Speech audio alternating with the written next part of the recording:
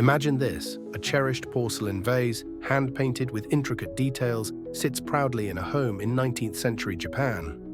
One day, a neighbor's dog dashes through the house, knocking over the vase. The once pristine masterpiece shatters into countless jagged fragments. The owner is devastated. But instead of discarding it, an elderly neighbor offers a peculiar solution, one that doesn't hide the cracks, but accentuates them. Using a method called Kintsugi, he fills the fractures with gold, transforming the broken shards into something even more exquisite than before. Kintsugi is concerned with appreciating imperfection, accepting transience, and cherishing things that have been broken and scarred. This is not just an art form. It's a philosophy. One that redefines how we see our own struggles, pain, and scars. Most people carry the weight of their past, including scars, and often try to hide these imperfections. But Kintsugi accentuates the history of brokenness, making it a feature of beauty. One that urges us to ask, could our own brokenness be the key to our greatest beauty? Stay with me, because by the end of this video, you might never see your past wounds the same way again.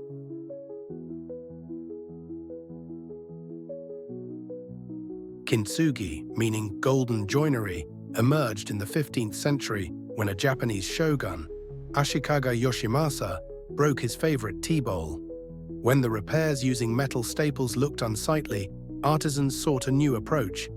The artisans decided to use gold lacquer, which not only improved the aesthetic, but also changed the way people viewed damage and repair, seeing fractures as another chapter in the object's life, rather than rendering it useless.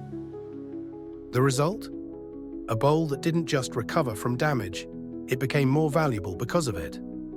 The fractures told a story, marking a history of survival, resilience, and transformation. This concept overlaps with other Japanese philosophical concepts and has developed over time, spreading outside of Japan and inspiring philosophers and artists worldwide. This philosophy isn't just about pottery, it's about people. It's about you. Kintsugi touches on themes such as the appeal of brokenness and healing, respecting the past, and how flaws can increase value and beauty instead of destroying it. How many of us carry the weight of past mistakes, heartbreaks, failures? We try to hide our scars, hoping no one will notice. But what if, like the golden seams of Kintsugi, our wounds made us even more valuable?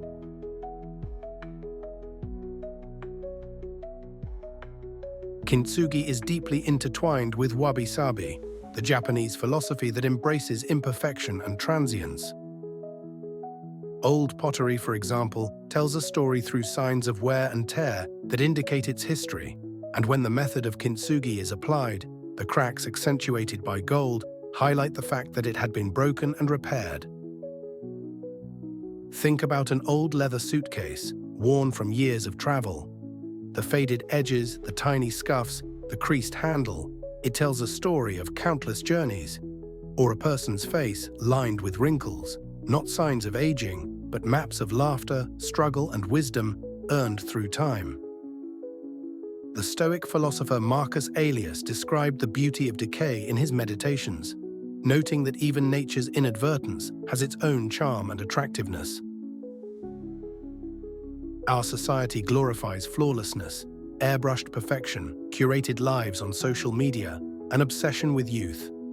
But Wabi-Sabi reminds us that the marks of time and experience don't diminish beauty, they create it.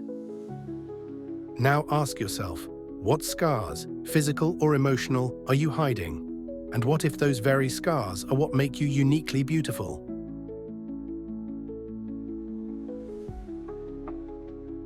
Closely related to Kintsugi is the concept of Mono No Aware, a sensitivity to the impermanence of things.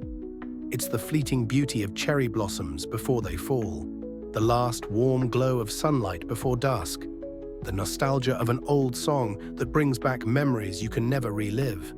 This concept reminds us that even things we consider timeless and everlasting will eventually disappear, and the art of Kintsugi serves as a reminder of the impermanence of things. Everything is transient, life, relationships, even pain. The moments we take for granted today will one day be memories, tinged with a quiet sadness that makes them even more precious. Mono no Aware also indicates the gentle sadness evoked by the passing of things. And this feeling can be experienced when looking back at past events and memories. The combination of good and bad experiences, including painful recollections and nostalgia, can create a unique and genuine beauty, and tragedy can be a key component in creating this beauty. This realization can change how we live. If we embrace life's fleeting nature, we appreciate it more. The laughter of a child, the presence of a loved one, even our own struggles. One day, they will all fade. So why not cherish them while we can?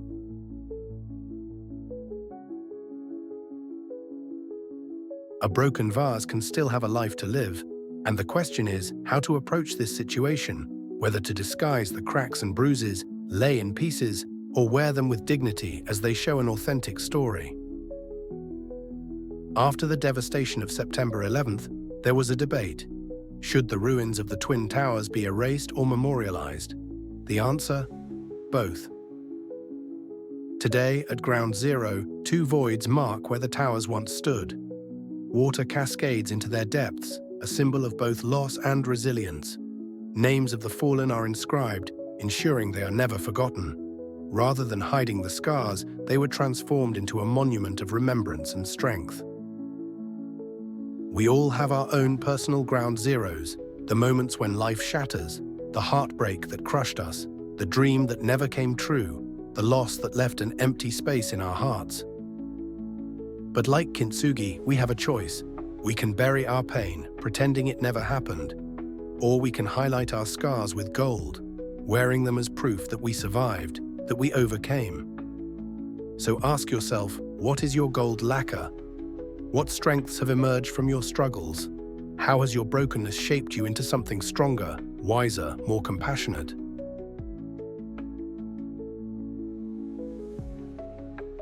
Not everyone will see brokenness as beauty. Some will only see the cracks, some will judge, dismiss, or misunderstand.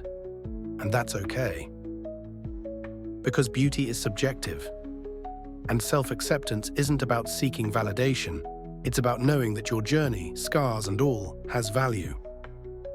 From the symbolic viewpoint of Kintsugi, the beauty of a broken life depends on how one treats the shards, whether or not they can be made into something beautiful, or if reparation is even necessary.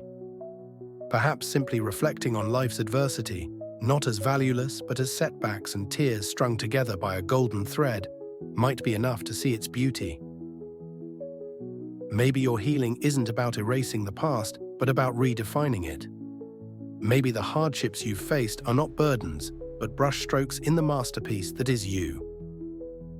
And maybe, just maybe, the cracks in your heart are where the light gets in. So here's the challenge. Take a moment to reflect on your own story. What are the cracks you've tried to hide, and how can you embrace them instead? Drop a comment below and share something you've learned from your own struggles. Because just like Kintsugi, our stories gain value when they're shared. And if this video resonated with you, consider subscribing. Because here, we don't just talk about ideas, we explore the beauty in the broken, the wisdom in the imperfect, and the strength in the scars. Until next time, remember, you are not broken. You are a masterpiece in progress. Wear your gold proudly.